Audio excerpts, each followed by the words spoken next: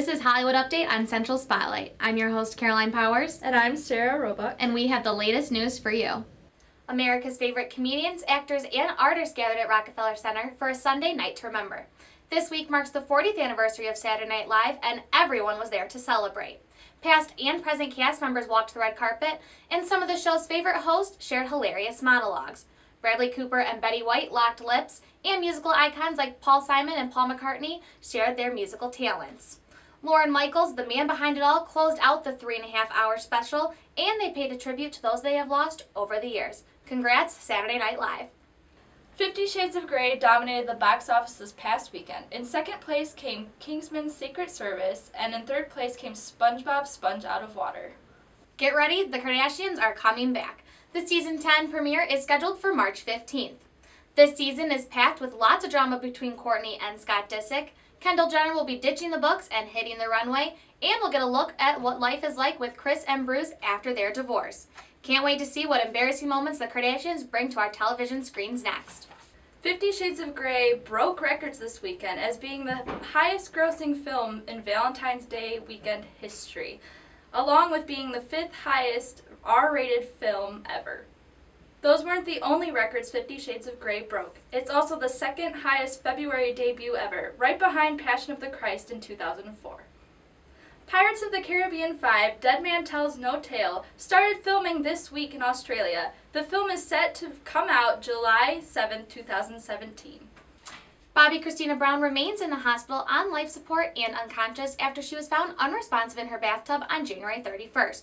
The 21-year-old continues to be surrounded by her father, Bobby Brown, and her grandmother, Cissy Houston. Bobbi was found in her bathtub just like her mother, Whitney Houston, was when she passed away. This week's film review is going to be on The Theory of Everything, which came out on Blu-ray and DVD this past Tuesday, February 17th. The film follows Stephen Hawking, played by Eddie Redmayne, and beside him is Felicity Jones playing his wife, Jane Hawking. I thought the film was extremely beautiful, and the cinematography was absolutely perfect. The very end, there's this really cool thing that they do, and they basically put the whole film in reverse, and it's just, the way it's done is just amazing. And the British, they're just really good at making movies pretty much, and there's all British actors in this movie, and the story is really well told, and it's extremely emotional.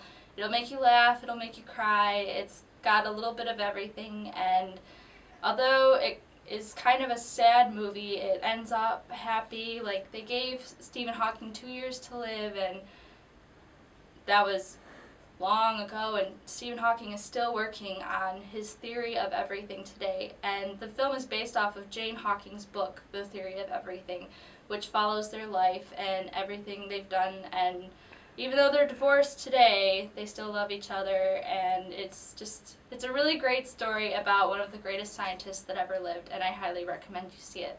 I give this film an A. That's all we have for the Hollywood Update on Central Spotlight. I'm Sarah Roebuck. And I'm Caroline Powers. Catch you next week.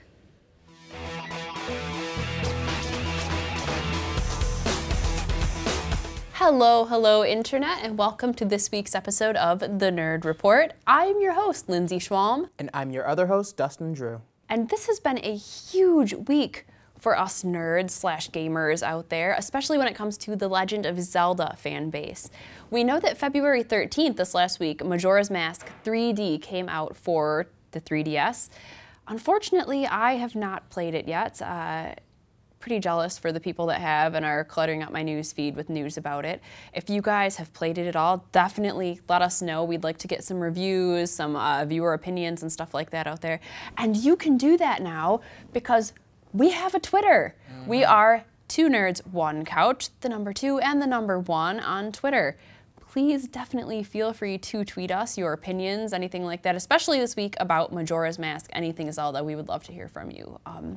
The other big Zelda news, though, however, that happened this week was that in development for Netflix is a live-action Legend of Zelda series. We're not really sure how we're feeling about that yet, right? Yeah, like, that could turn out to be, like, really, really disastrous. Like really good or really bad. Yeah, like for example, like, I know a lot of questions, like, a question that's on a lot of people's minds is, like, you know, like, how do you make a show about someone that doesn't really talk much, you know? Yeah, it's a valid question, Yeah. because he doesn't really talk through the games. But then think about it like this. If you remember the cartoon from, like, what was that, like the 80s or the 90s or something? Yeah. If you remember that, you know that when Link talks, you want to shoot him because it's like, it's freaking terrible. Like, he says the worst crap, like, excuse me, princess. I'm pretty sure several hundred times that they decided that was his catchphrase through the old cartoon version of Zelda, and it was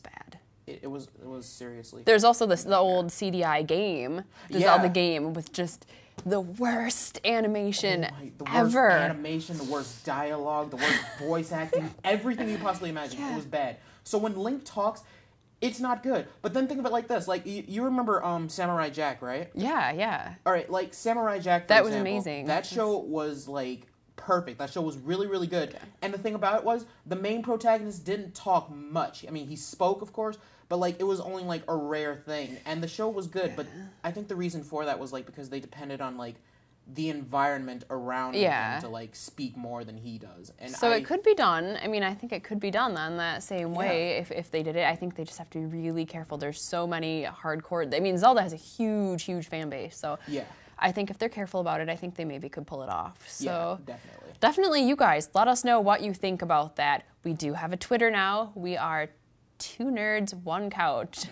The number 2, the number 1. So we do have a Twitter handle now. Let us know what you guys think about either if you've played Majora's Mask, how it went. Let us know what you think about the rumored Netflix series. How you think that could go, good or bad. So, in other news, Marvel recently acquired the rights to Spider-Man from Fox, which basically means that now Spider-Man can be in the, like, future Avengers movies.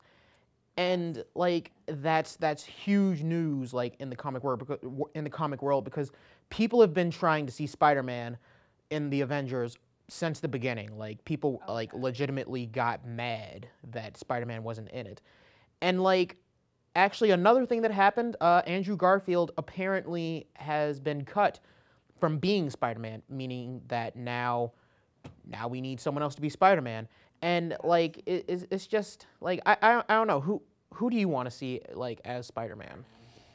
It's hard to say. I mean, I guess it all depends on what we want in a Spider-Man this time around. I mean, so we're hearing all kinds of conflicting stuff, like, I've heard that they caught Andrew Garfield because they want someone younger, a lot younger, that's what I've heard, not that he was that old.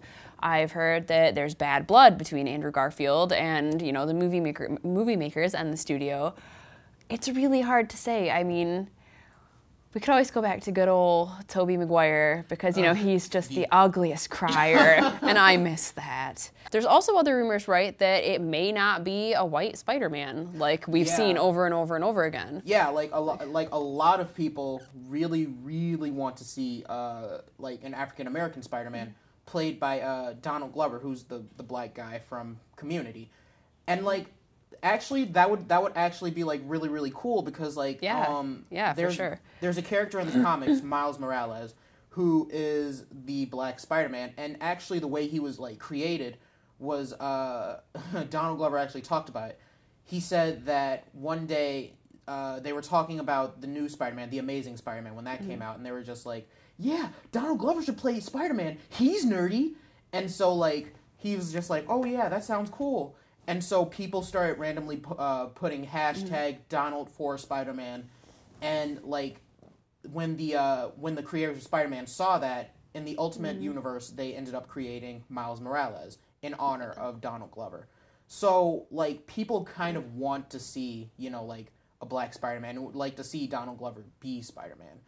Yeah, I mean, I think it could work. I think it'd be awesome. That reminds me of like the huge fan demand for like the Deadpool movie and stuff. Yeah. That's a different subject altogether, but that was really like fan backed. I think that probably wouldn't have happened. I mean, because we've seen Deadpool in the older movie. It was just horrible. But I'm really excited about it, even though it has a PG-13 rating, which is kind of not what Deadpool's about.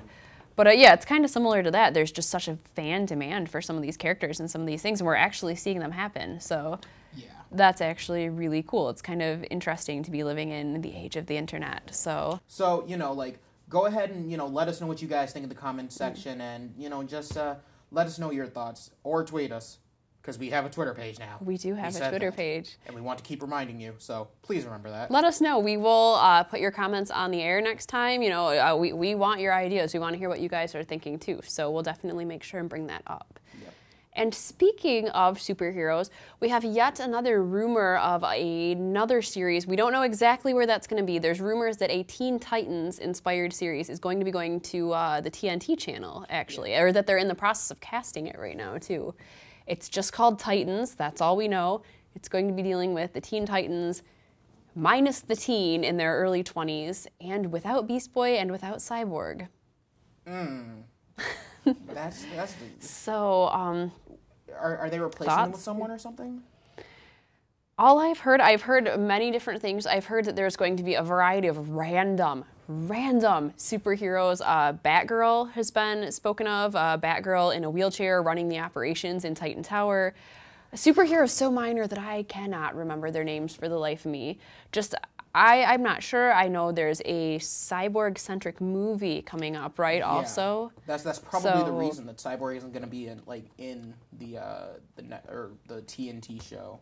It could be. I mean, still, you're taking out Cyborg and Beast Boy are the comedy duo of Teen Titans. Like, so that I don't like that, because they took out the comedy relief for frickin' Batgirl in a wheelchair. Like, of all things, yeah, sure, let's take out the funny people and put someone in a wheelchair. Like, really, does that sound better? And well, and I think something that I've heard that they're driving at is the series will be centered on this love triangle with Robin and Starfire and Batgirl, and they want to center on that. I don't know how that'll be.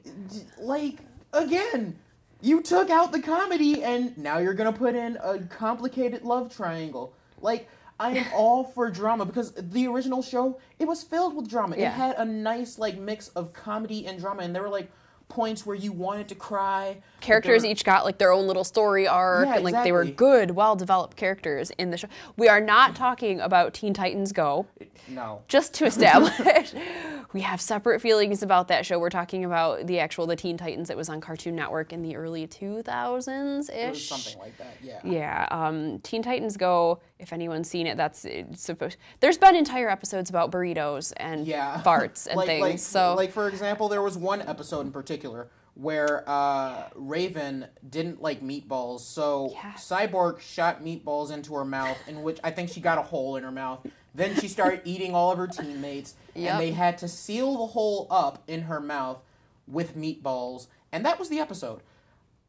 That was it. That's how it ended. I don't know how you went from, like, serious character development and, you know, like, happy and sad moments to shoving meatballs in a girl's throat. I don't know how that happened. I mean, there are good things. It's funny, you know, it's definitely funny, but it's just not, you know, if you're a serious superhero fan and you like the show and you love the characters, it's just not probably what you were expecting. So we have higher hopes for the live action show.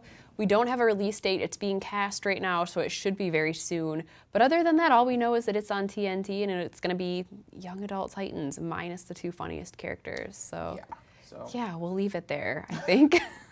So, also, Dragon Ball Z, as you still know, is still coming out with movies.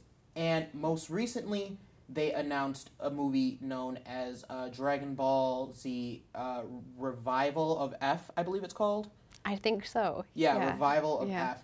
And basically, it's a movie where Frieza comes back. Again, yeah, because he's come back, 3 times now, right? I think at least 3 times. I mean, he's died several times. He's been in hell. Yeah, they met him in died, hell. That was awesome. Awesome. Yeah, so they're bringing back, I don't know if I would say he's the most popular villain of the series. He's up there. I mean, it just depends. He's definitely up there. If he's not the first, he's second, because he's way up there. Yeah. So I think that's where they're going with it. We know that it's releasing this year. It's going to be around the 2nd or 3rd week of April 15th, maybe. But that's also rumored that that's only in Japan. They're going to see how well it does in Japan. If it does well, it's going to come out over here as well pretty soon after. I hope they I hope they give us an English dub, because, like, if you've ever watched the Dragon Ball Z, like, Japanese dub, Oh, yes. like, Goku sounds like he's 12 years old, and they're all voiced by some lady. And it's just like, I can't take it seriously when Goku's sitting there talking like this 24/7! And it just really kills the mood of, like, tough and strong and stuff like that. There's a lot of swearing. A lot of swearing. And in the Japanese dub, there's, like, a ton of swearing. And, like, swearing is cool and whatnot, but, like, when it's your, like, childhood heroic figures in Dragon Ball Z here, and the first time you hear an F-bomb fly out of their mouths, it's just, childhood's just ruined. It's absolutely wild. It's, like, the craziest thing ever. So that's happening, and yeah. So keep your eyes on it. Let us know if you guys hear anything, because we do have a Twitter. Yeah, we're going to remind you about that again. We're going to keep doing that. Two nerds, one couch. Yeah. So definitely check that out. And this has been the Nerd Report. Join us next week as we talk to a member of the Central Anime Screening Society.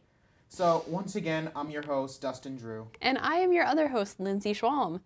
We will see you guys next week. Have an awesome day.